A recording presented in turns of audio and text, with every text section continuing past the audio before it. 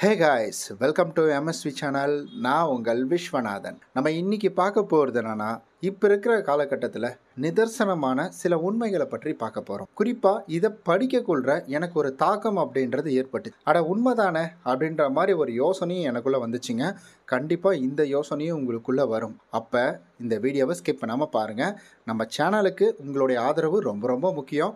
மறக்காமல் சப்ஸ்கிரைப் பண்ணிக்கோங்க. இது மாதிரி இன்னும் நிறைய நான் வீடியோவில் இம்ப்ரூவ்மெண்ட் கொண்டு வரணும், ஃபேஸ் காட்டணும், நிறைய ஃபோட்டோஸ் ஆட் பண்ணணும் அப்படின்னு இருக்குது. பட் ஆனால் இப்போ கொஞ்சம் நேரம் இல்லாததுனால தான் என்னால் பண்ண முடியல. நீங்கள் நிறைய பேர் வராங்க அப்படின்னு தெரிஞ்சிச்சுனாலே நம்ம இன்னும் எஃபர்ட் போட ஆரம்பிச்சிருவோம். எனக்கு அந்த மோட்டிவேஷனல் அப்படின்றது கிடைக்கும்.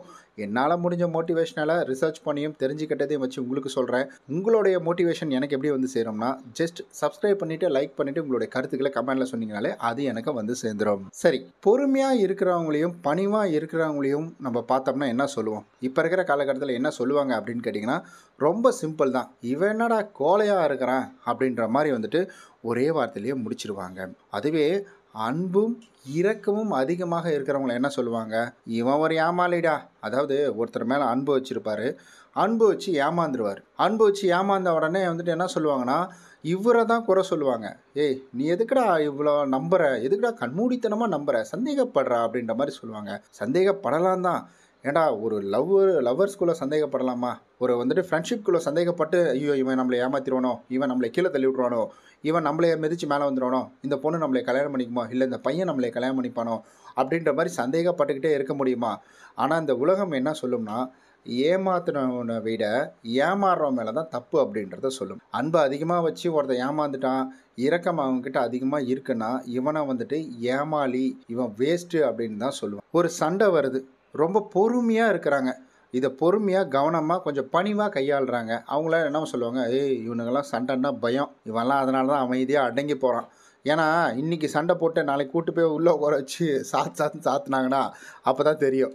அந்த இடத்துல பொறுமையாக பணிவாக கையாளுறவங்கள இங்கே என்ன சொல்கிறாங்கன்னா கோழை அப்படின்னு சொல்கிறாங்க. பைந்தாங்கோலி, கோழை அப்படின்னு சொல்கிறாங்க. மனிதனுக்கு சிரிப்பு அப்படின்றது ரொம்ப முக்கியங்க. சிரிச்சா, வாய் விட்டு சிரிச்சா நோய் விட்டு போகும் அப்படின்னு சொல்லுவாங்க. ஆனால் நிறைய பேர் வாக்கிங் போகக்கூடலாம் தனியாக அவங்க பாட்டு சிரிச்சுன்னு இருப்பாங்க. சிரிக்கணுன்றதுக்காக சிரிப்பாங்க. அப்படிலாம் கிடையாது. அதை நிறைய பேர் தப்பாக புரிஞ்சுட்டு இருக்கிறாங்க. வாய் விட்டு சிரித்தால்னா நம்ம ஒரு காமெடி பார்த்துட்ருக்கோம், இல்லை ஏதாவது ஒரு விஷயத்தை நம்ம பேசிகிட்டு இருக்கோம், ஃப்ரெண்ட்ஸ் கிட்ட பேசிகிட்டு இருக்கிறோம், நம்ம சிரிப்போம் பார்த்தீங்களா? அதாவது அந்த இடத்துல அந்த சிரிப்புன்றது தானாக க்ரியேட் ஆகும். நம்மளே வாண்டடாக க்ரியேட் பண்ணக்கூடாது. அதுதான் உண்மையாலுமே சிரிப்புங்க. சரி, ஓகே, அதுக்குள்ளே நம்ம ஏன் போய்கிட்டேன்? இங்கே அதிகமாக புன்னகைக்கிறவங்க, அதாவது சிரிக்கிறவங்களையும் வெகுளித்தனமாக இருக்கிறவங்களையும் பார்த்து என்ன தெரியுமா சொல்லுவாங்க? இவன் பைத்தியக்காரன்டா, எப்போ பாரு சிரிச்சுக்கிட்டே இருப்பான், இவன் ஒரு லூசுடா, இவன் எது சொன்னாலும் நம்பிடுவான்டா, இவன் ஒரு வெகுளி. ஆனால் வெகுளிக்குன்னு இன்னொரு வார்த்தை வச்சுருப்பாங்க, முட்டாள் அப்படின்ற ஒரு வார்த்தை. இங்கே அதிகமாக சிரிக்கிறவங்கள அதாவது ஒரு பழமொழி கூட சொல்லுவாங்க, பெண்கள் சிரிக்கக்கூடாது, வாய் விட்டு சிரிக்கக்கூடாது அப்படின்றதெல்லாம் சொல்லுவாங்க. அப்போ நம்ம மட்டும் சிரித்து நம்ம மட்டும் லைஃப் லாங் வாழ்ந்துட்டு போயிடணும், பெண்கள் சிரிக்கக்கூடாதா? நடாது கொடுமை. சரி, ஓகேங்க, அதுக்குள்ளே ஏன் போய்கிட்டு இந்த நிதர்சனமான உலகத்தில் இது நடக்குதா இல்லையா அப்படின்றத நீங்களே கமெண்டில் சொல்லிவிடுங்க. இங்கே நீங்கள்லாம் இந்த மாதிரி எண்ணத்தோடு இருந்து எவ்வளோ பேர் அவங்களுடைய எண்ணத்தையும் மாற்றிக்கிட்டு இருக்காங்க. நான்லாம் ஊர்லேருந்து சென்னை வரக்குள்ள நான் ஒரு சின்ன பசங்களை பார்த்தாலும் இப்பயும் அதே தான் எனக்குள்ளே இருக்குது. ஆனால் அந்த ஒரு மாற்றம் அப்படின்றது நம்மளை ஏற்படுத்தும். நம்ம கொஞ்சம் கவனமாலாம் அந்த மாற்றத்தையே அது ஏற்படுத்தி விட்டுரும். நம்ம ஏன்டா இப்படி இருக்கணும் அப்படின்ற மாதிரி. அதாவது சென்னைனாலே ஒரு மித்து இருக்கும். அதாவது போன உடனே OTHA அப்படி தான்டா சொல்லி நம்மளை கூடுவாங்க. பஸ்ஸை விட்டு இறங்குக்குள்ள OTHA சென்னை வந்துருச்சு இறங்கு அப்படின்னு சொல்லுவாங்க. அப்படின்ற மாதிரி ஒரு மித்து இருக்குது. அதெல்லாம் கிடையாது. இங்கே எல்லாருமே இருக்கக்கூடியவங்க, ஊர்லேருந்து இருக்கக்கூடியவங்க, அதர் ஸ்டேட்லேருந்து, அதர் கண்ட்ரிலேருந்து, அதர் இதில் இருந்தெல்லாம் இருக்கிறாங்க, நாட்டில் இருந்தெல்லாம் இருக்கிறாங்க. ஸோ அதனால் இதுதான் அப்படின்றதெல்லாம் கிடையாது. தயவு செஞ்சு அந்த மாதிரி தவறான எண்ணங்கள் வச்சுக்காதீங்க. அப்படி இருக்கக்குள்ள என்னுடைய இயல்பு என்னென்னா, சின்ன பசங்களை பார்த்தாலும் வாங்க போங்கன்னு கூப்பிடுவேன் நான். வாப்பா போப்பா. ஏன்னா கோயம்புத்தூர், சேலம் அப்படின்றது வேறு. கோயம்புத்தூரில் நான் ஒரு 2 வருஷம் 3 வருஷம் அங்கே தான் ஒர்க் பண்ணிகிட்டு இருந்தேன். ஸோ அக்கௌண்டண்ட்டாக ஒர்க் பண்ணிகிட்டு இருந்தேன். அப்படி அங்கே இருக்கக்குள்ளேயும் பார்த்தீங்கன்னா எனக்கு ஃபுல்லாக சின்ன பசங்களாம் தான், வாப்பா என்னப்பா பண்ணுற, நல்லா இருக்கியா, சாப்பிட்டியாப்பா, எப்படிப்பா இருக்கா அப்படின்ற மாதிரி ஒரு கேள்வி வரும். ஆனால் இங்கே எனக்கு வந்ததுக்கப்புறம் அந்த என்ன சொல்லு, சரி அப்படின்ற மாதிரி அந்த நீ வா போ அப்படின்ற ஒரு ஸ்லாங் எனக்கு அதிகமாக வர ஆரம்பிச்சு. அப்புறமேட்டுக்கு நானே யோசித்தேன், ஏன் நம்ம இந்த மாதிரி கிடையாது, நம்ம ஏன் நீ வா போன்னு பேசுகிறோம் அப்படின்ற மாதிரி. அதுக்கப்புறமேட்டு தான் ஒரு யோசனை அப்படின்றது எனக்குள்ளே வந்து. அதே போல் ஒரு மித்து அப்படின்றது அந்தந்த இடத்துல இருக்குதுங்க. அதை வந்துட்டு உடைக்கணும். அது இங்கன்னா இப்படி தான் இருக்கும். அதாவது வந்துட்டு ஒரு பாட்டில் கூட சொல்லுவாங்களே வந்துட்டு ஏதோ ஒரு வரி வரும். சரி ஓகே, அதுக்குள்ளே நம்ம ஏன் போய்கிட்டு நம்ம வந்து இதுக்குள்ளே வருவோம். ரொம்ப வந்துட்டு வெகுளித்தனமாக இருக்கிறவங்கள இங்கே வந்துட்டு என்ன சொல்கிறாங்கன்னா பைத்தியக்காரன் அப்படின்னு தான் சொல்கிறாங்க. அது உண்மையாக இல்லையான்றதை நீங்களே கமெண்டில் சொல்லிவிடுங்க. சரி, நான் சிரிச்சுட்டு தானே இருக்கக்கூடாது. அப்போ நான் என்ன பண்ணுறேன்னா கோவமாக இருக்கேன். உன்னை நான் 2 கேள்வி கேட்குறேன் அப்படின்னா என்ன சொல்லிவிடுவாங்க, தைரியசாலிடா இவன் மரம் எப்படிலாம் கேள்வி கேட்குறான், செம்ம தைரியடா இவனுக்கெல்லாம் அப்படின்லாம் சொல்லிடுவாங்கன்னு நினைக்கிறீங்களா? அதெல்லாம் பகல் கனவு. அப்படிலாம் சொல்ல மாட்டாங்க. இவனுக்கு என்ன திமிரு பற்றியா, இவன் திமிரோடையே இருக்கிறான்டா, இவன் திமிருக்கே இவனுக்கு ஏதாவது ஆகும்டா அப்படின்ற மாதிரி சாபம் விட்டுட்டு போயிடுவானுங்க. ஸோ இந்த மாதிரிலாம் இருக்கிறாங்க, இப்படிலாம் இருக்கிறாங்க. இவங்க எல்லாத்துக்குமே நம்மளுடைய செவி சாய்க்கக்கூடாது அப்படின்றதுக்காக இதை சொல்லிட்டு வரேன். ஸோ இதை பார்க்கக்குள்ள கண்டிப்பாக உங்களுக்கு ஆமாம் இல்லை, நம்ம கூட வந்துட்டு ஒரு கேள்வி கேட்டால் நம்ம ஒரு கட்டத்துக்கு மேலே நம்ம தொடர்ந்து கேள்வி கேட்டுகிட்டே இருந்தோம்னா நீ என்ன ஆர்கியூ பண்ணுற, உனக்கு என்ன திமிரு, நான் சொல்கிறத ஒத்துக்கவே மாட்டேன்டா அப்படின்ற மாதிரி ஒரு கேள்வியை வந்துட்டு கொண்டு வந்து முன்னாடி வச்சுருவாங்க. அதை நம்ம கண்டிப்பாக வந்துட்டு கேள்விப்பட்டிருப்போங்க.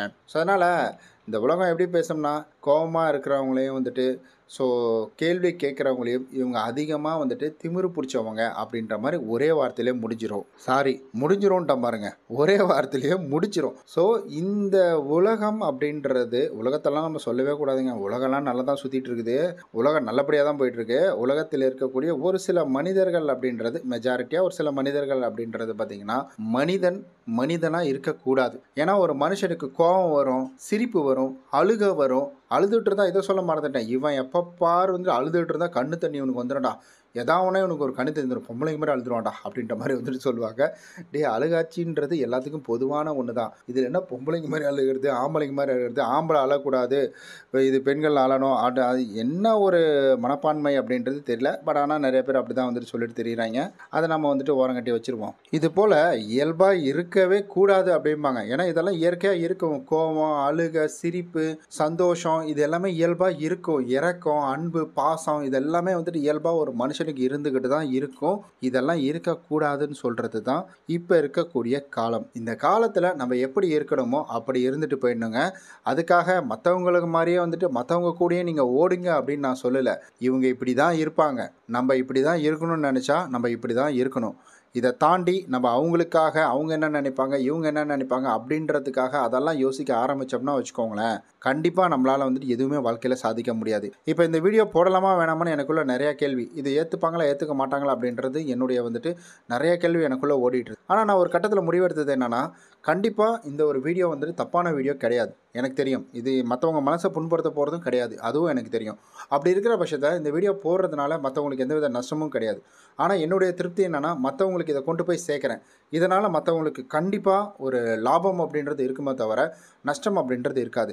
இந்த நிதர்சனமான வாழ்க்கையில் நம்ம எவ்வளவோ எதுக்காகவும் நேரத்தை செலவு பண்ணிட்டு எதுக்காக ஓடிட்டு இருக்கோம், நம்மளை நாம் க்ரோத் பண்ணிக்கிறதுக்காக நம்ம யோசிக்கிறோமா அப்படின்னு கேட்டிங்கன்னா கிடையாது அப்படின்றத மற்றவங்களுக்கு புரிய வைக்கணும் அப்படின்றதுக்காக தான் இந்த வீடியோவையே நான் மேக் பண்ணேன். ஸோ கண்டிப்பாக இந்த வீடியோ உங்களுக்கு பிடிச்சிருக்கும் அப்படின்னு நம்புகிறேன். இந்த வீடியோ உங்களுக்கு எந்த அளவுக்கு பிடிச்சிருக்கு, இந்த வீடியோவில் உங்களுக்கு வேறு ஏதாவது மாற்று கருத்து இருக்கா அப்படின்றது எல்லாத்தையுமே வந்துட்டு மறக்காமல் கமெண்டில் சொல்லிடுங்க. வீடியோ பிடிச்சிருந்தால் ஒரு லைக் கொடுத்துருங்க. வீடியோவில் ஏதாவது உங்களுக்கு டிசப்பாயின்ட் இருந்ததுன்னா டிஸ்லைக் கொடுத்துருங்க.